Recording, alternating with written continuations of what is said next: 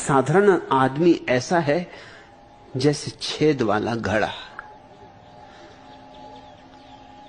कितना ही भरो भरता नहीं, भरो और खाली हो जाता है, कुछ रुकता नहीं, कुछ टिकता नहीं।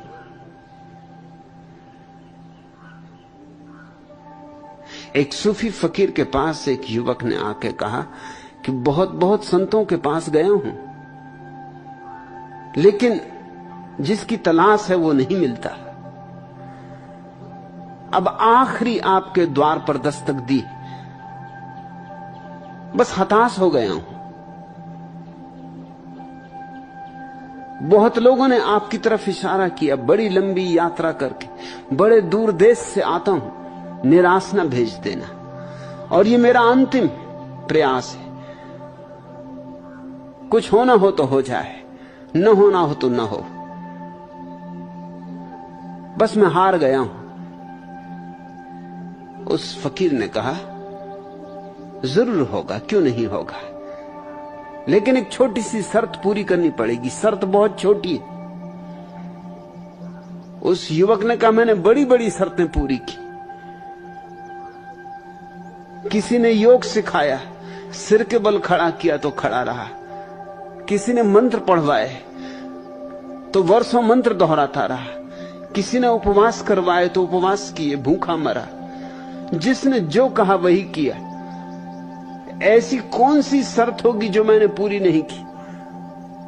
तुम भी अपनी छोटी शर्त कह दो, जरूर पूरी करूंगा। उस फकीर ने कहा, ये सब बड़ी बड़ी बातें, ये मुझे नहीं करनी, बहुत छोटी शर्त है। अभी मैं कुएं पे पानी भरने जा रहा हूं, बस तू इतना करना कि जब मैं पानी भरूं तो बीच में बोलना मत, चुपचाप खड़े रहना। इतना अगर संयम तूने रख लिया तो बस बहुत है, फिर आगे का काम मैं संभाल लूंगा, इतना तू कर ले। उस युवक ने सोचा कि मैं भी किस आदमी के पास आ गया हूं। बड़े तंत्र साधे, मंत्र साधे, यंत्र साधे, और ये पागल मालूम होता है। ये कुएं पे पानी भरेगा तो भर मजे से, मेरा क्या बनता बिगड़ता है, मैं क्यों बोलूंगा।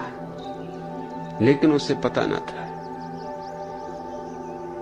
कुएं पे पानी भरना तो दूर, जब फकीर ने अपनी बाल्टी उठाई और रस्सी उठाई, तभी उसके भीतर बड़े झंझावात उठने लगे।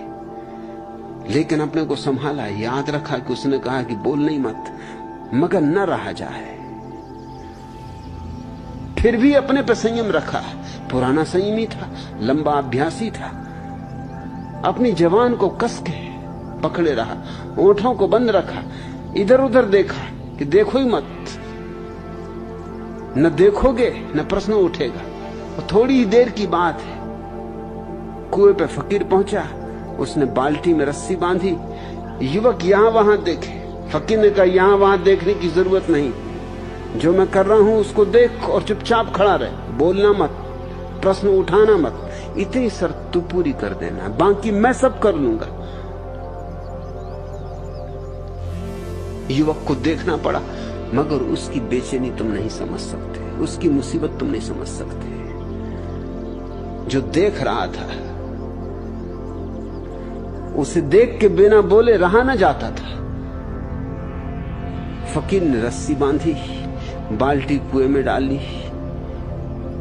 बड़ा हिलाया डोलाया बाल्टी को, बड़ा शोरगुल मचाया कुएं में।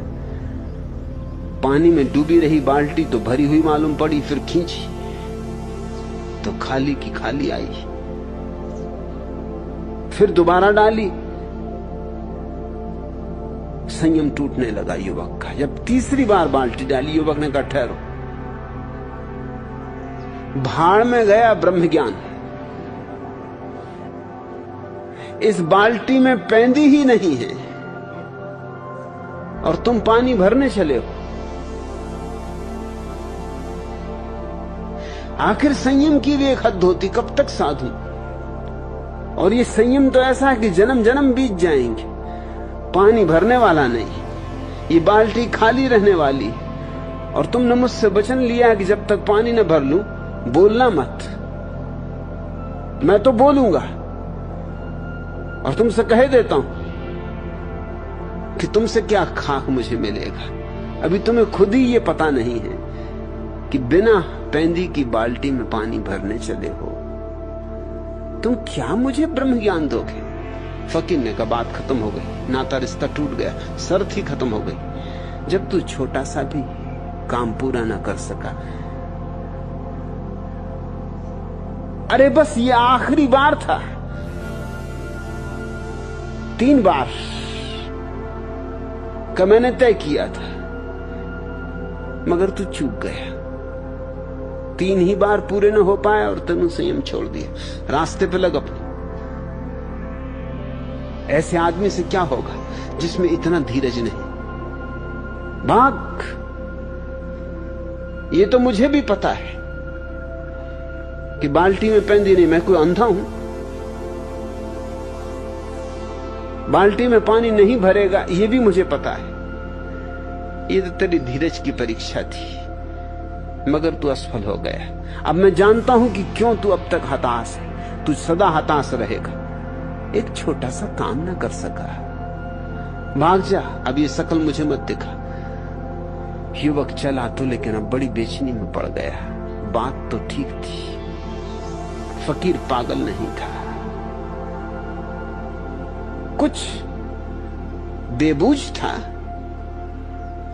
सो फकीर सदा हुए। फकीर और बेबूझ ना हो तो क्या खाक फकीर? फकीर और कुछ रहस्यपूर्ण न हो तो क्या खाक फकीर? पंडित होते हैं तर्क शुद्ध, फकीर तो तर्क शुद्ध नहीं होते, रहस्यमय होते, पहेली की तरह होते। मैंने भी क्या चूक कर दी, एक जरा सी देर और रुक जाता। जरा सी देर की बात थी, और पता नहीं ये आदमी क्या जानता हो। जानता जरूर होगा, क्योंकि ऐसी परीक्षा मेरी किसी ने कभी ली भी न थी।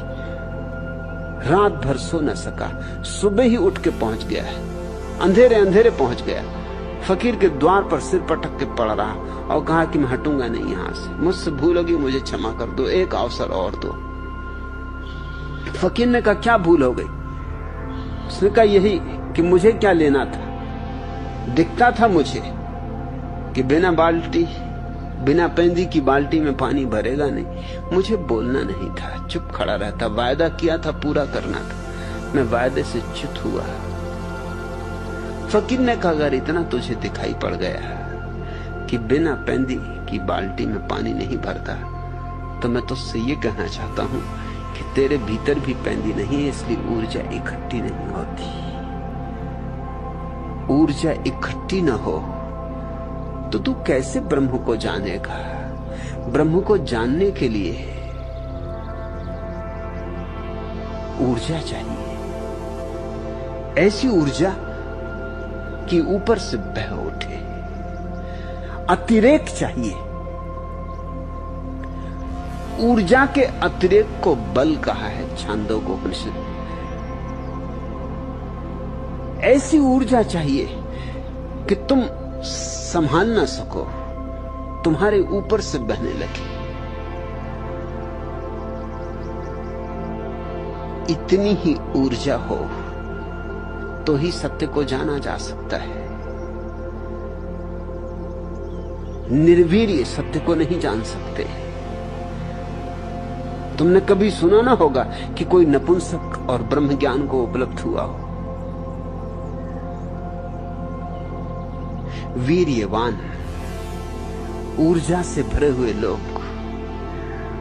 वृक्ष पर फूल कब खिलते?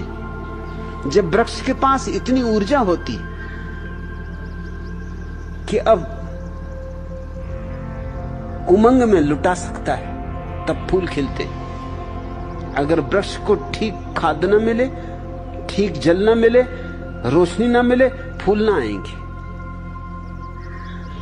फूल तो विलास है, वैभव है, ऐश्वर्य है, और इसलिए मुझे ईश्वर शब्द प्यारा है। ईश्वर शब्द ऐश्वर्य से ही बना है। ईश्वर को ही वे ही लोग जान पाते हैं जिनके भीतर इतनी ऊर्जा होती कि जैसे वृक्षों की ऊर्जा फूल बन जाती। ऊर्जा जब न्यूनतम होगी तो फूल तो दूर, पत्ते भी मुश्किल से पैदा होंगे। फूल तो बहुत दूर, पत्ते भी कुम्हलाए कुम्हलाए होंगे। ऊर्जा अतिरेक होनी चाहिए।